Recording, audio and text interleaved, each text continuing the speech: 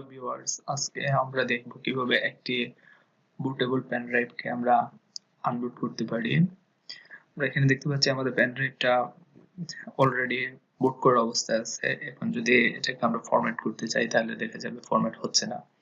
এর জন্য আমাদের যা করতে হবে, এটাকে প্রথমে আনবুট করতে হবে। এটা খুব সহজে করা যায়। আমরা প্রথমে আমাদের কমান্ডে যাব। আপনি আপনার কিবোর্ড থেকে উইন্ডো+R প্রেস করলে আপনার এটা চলে আসবে। এখানে আমরা টাইপ করলাম cmd, দেন এন্টার দিলাম। পরে আমরা এখানে জাস্ট টাইপ করব Diskpart, দেন এন্টার দিলাম।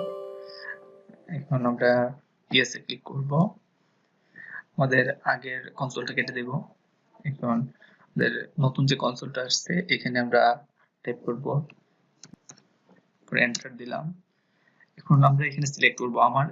আমার ক্ষেত্রে দেখা যাচ্ছে যে আমার ডিস্ক 1টা হচ্ছে আমার ইউএসবি, তাহলে আমি ডিস্ক 1 সিলেক্ট করার ক্ষেত্রে আপনারা একটু খেয়াল রাখবেন যাতে আপনার ইউএসবিটা সিলেক্ট করেন। আদারওয়াইজ যদি হার্ড ড্রাইভ সিলেক্ট করেন তাহলে ওইটা কিন্তু ফরম্যাট হয়ে যাবে।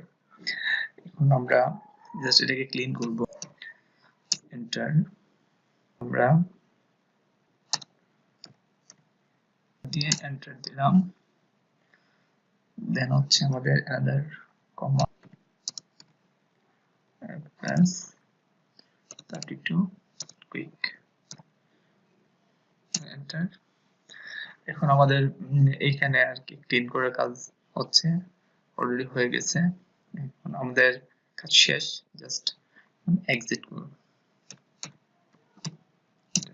ওকে, আমরা দেখতে পাচ্ছি আমাদের পেন ড্রাইভটা এখন নরমাল হয়ে গেছে এবং একই সাথে ফরম্যাট হয়ে গেছে।